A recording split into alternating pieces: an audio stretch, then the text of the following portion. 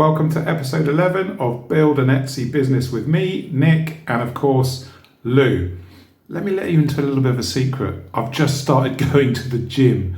Has anyone been going to gyms recently or trying out gyms? How do you find it? I actually found it, I don't know, it was okay, but I found the gym a little bit intimidating. I went to the gym when it was quiet. So, in the middle of the morning when I thought, right, there's not going to be anyone there because everyone's at work and so on. And I was right, there weren't many people there. But I still found it a little bit intimidating. I'm going to keep going. I want to lose some weight and get a bit more fit and a bit more healthy. So that's my little gym update for this week. Before we get to Lou's part of today's episode in the series, she's going to be talking about samples and she's going to be talking about shipping. And I'm working with Lou on shipping at the moment. She'll explain all about that soon. There's two things that I want to talk about in my piece in this week's episode.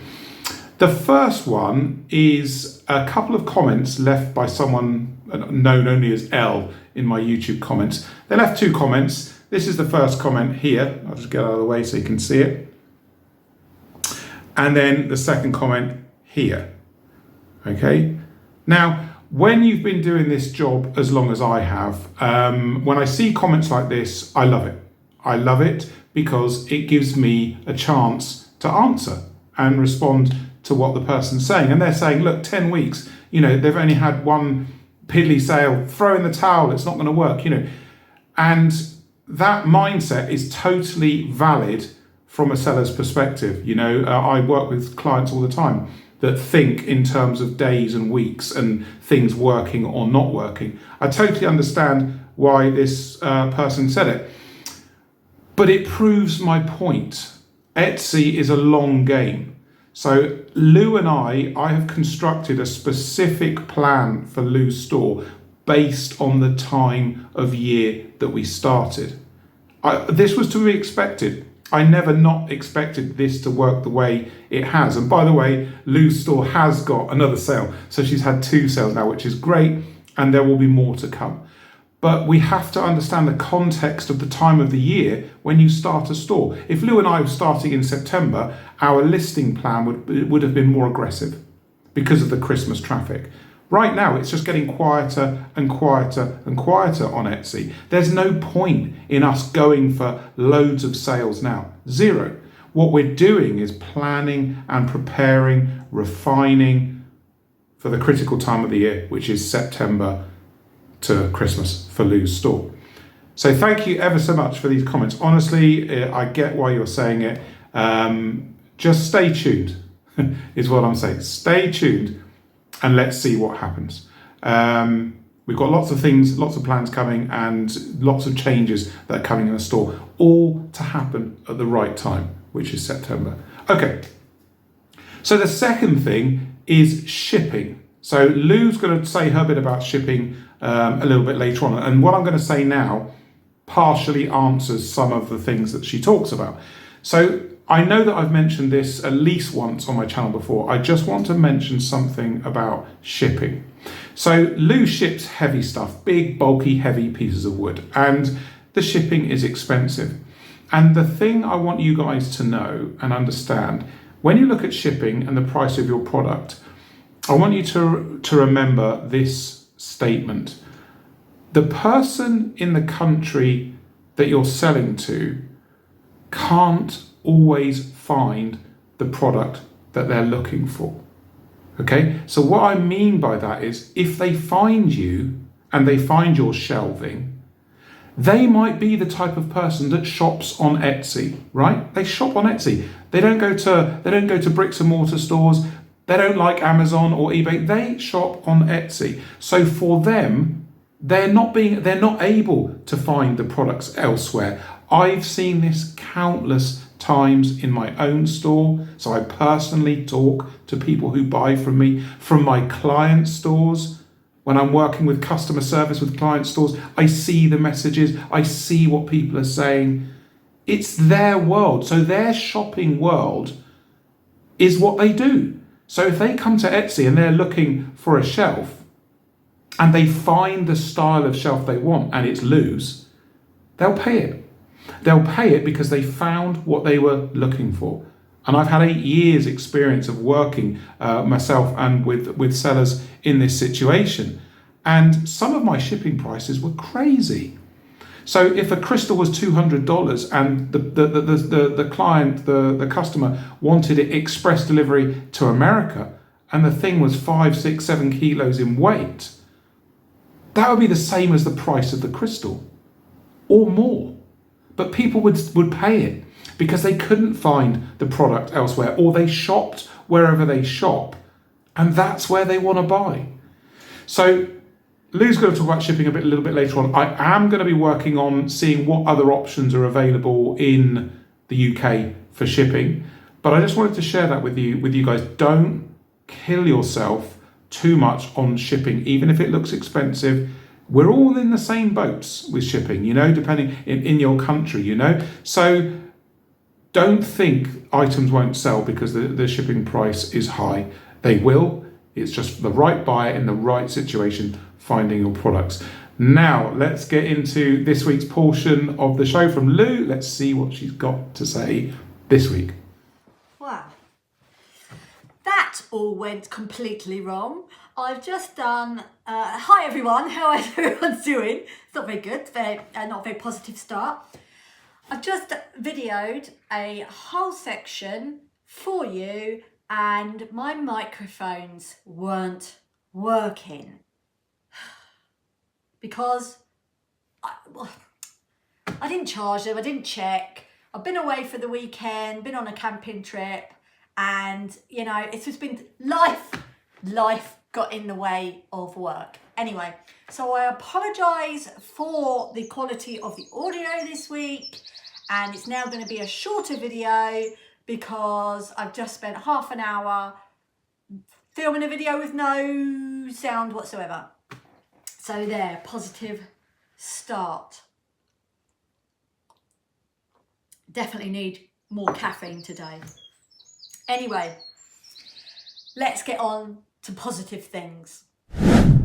This week, I have been busy, as always, with the shelving. So I've been basically getting all the shelving ready for the photography. So my 1 meter shelves, I've been sanding them all up, doing my finishes and all that. And I've got a lot of them done, but there's still quite a few to do. But I've got about 10 listings all ready to go. So it's freeing me up so much of not having to make things from scratch and, doing this repeat listings, this listing plan. That's the most important thing. Whatever you do, just get a listing plan. Figure out your listing plan. Should have done it ages ago, but progress over perfection. You learn as you go. That is my mantra for these days. Progress over perfection. You can work it out as you go along because you don't know exactly what you need.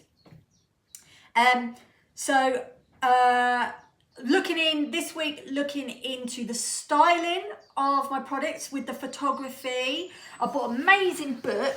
I'll show you. I just did a whole section on it, but I'll just do a quick version. It's called Scandi Rustic, which is a bit of me, a bit of what I do. And having a look through this book, which is the photographs are sensational. Really beautiful ideas in here. And it's given me loads of inspiration and also some really, really good tips on styling and things like that for my photographs. Because I've been struggling a little bit because, the photograph is the most important thing. No matter what you write, it doesn't matter what you write, that tiny little square, depending on, if people are using their mobile phones to look on Etsy, think about how big your product is in that square. So it's got to be brilliant. It's got to grab their imagination straight away. It's got to say that this is the thing that they need. This is the thing that's going to change their life forever. Okay, bit dramatic, but you get what I mean. So that's what I've been working on this weekend. Other things, I came up with what I thought was a another twist on another idea. So samples, okay, everyone does samples, but what I'm going to do with my samples, so I see lots of people that, you know, people can order a sample box of all the different finishes, but what else do these make? A coaster. So they can double up as a coaster. So you can be giving the customer double bubble here. They get 2 for 1. So not only will they get a sample, so obviously I'm going to stamp on the colour, what colour it is. And I'm going to put my logo on it as well. And, you know, you can then, as a selling point, because you're going to make money from these as well. You're not giving them away, the sample pack. It still costs money. So it's another little way to earn some money from it. And then double them up as coasters. People might be more likely to buy a sample pack from you. And it's not perfect yet. It's work in progress over perfection. But it's definitely something to work on. But yeah, I love a chunky coaster, and that with my little logo on it. Fantastic. 2 for 1. 2 for the price of 1. Can't go wrong. So what else have I been working on? Well, that's it. I've just been sanding away, doing all my sanding and my finishing for my shelves. Been thinking very much, really deep diving into postage costs. Bloody, excuse the swearing, bloody postage costs. It's a bit of a minefield, really. Especially the international shipping. I'm really struggling. It's my mindset, my money mindset. And somebody made a really good comment as well. Why would someone pay that much for shipping? There was like, I worked out, if I post one of my shelves, like the biggest one, like 140 centimetres, I don't know, 5 foot, about 5 foot. With the brackets, they're heavy. All the postage, the packaging. It's heavy. It's a heavy, long item. And for me to send that to America is about £100. That's for a tracked service, and I think it was still takes a few days to get there, a week to get there or something. Otherwise you have to wait like a month. But the price was a few pounds in it. But my money mindset is, why would someone pay that? But that's fine. It doesn't matter, because most people most people that aren't in the UK aren't going to buy shelves off me. So I've got to think, for my international market, what can I make that they can't get anywhere else, that they can only get from me? I don't know what that product is. I don't know when that product is going to come into my head. But I think when I find that product, that's when I will get the international orders coming in. Because a lot of the stuff I make, you can get them in your own country. So unless people specifically love my branding and all that goes with it, the brand side of things, I think I'm over worrying. I think I'm overthinking it and over worrying. Yes, I'm just going to offer it anyway. The price is the price. I can't do anything about that. That's just what it is. I'm not lowering my prices, because it's not my fault. The shipping prices aren't my fault. Anyway, I'm going to do more research onto it, let you know my findings. And if anyone knows if there's a secret to it for cheap shipping internationally, let us all know. Sharing is caring and all that. Anyway, that's it for me this week. A relatively short one. There's no fancy editing, I'm afraid. It's just me talking. I'm going to carry on drinking my caffeine because I'm having a bad day. And hopefully next week things will return, and can tell you what I've been getting on with. Anyway, in the comments, let me and Nick know what you're up to, how things are working out for you. Progress over perfection. That is the buzzword for today. See you next week. Here we are in Lou's store as always, and slowly the amount of items in the store is creeping up, which is good. Once we get to 30 to 40 items in the store, there's going to start to be a little bit more action in terms of visits that convert into sales. So right now, as I know I've told you guys over and over again, June, July and August are incredibly slow on Etsy. They're the slowest 3 months of the year. So we're going to use this time to get this store up into 30, 40 items for the autumn. So as soon as it gets to the autumn and people's thoughts about their homes and what they're going to do with their homes start to come to the forefront in their mind, this is when items like Lou's become much more desirable than they are in the summer. And Lou's items are desirable at all times, but I'm biased, obviously. But yeah, in the winter, the views will be much more purchase intent than they are now during the summer months. Let's have a quick look in the stats, and it's good. Obvious, the big thing that I talked about earlier, we're on 2 orders now. So we're going to start to chip away at this conversion rate here. Once we get another sale or 2, this is going to start to go up, which will be good. And then the store visits will start to increase with the organic side. So visits coming in from Etsy, that's what matters, you know.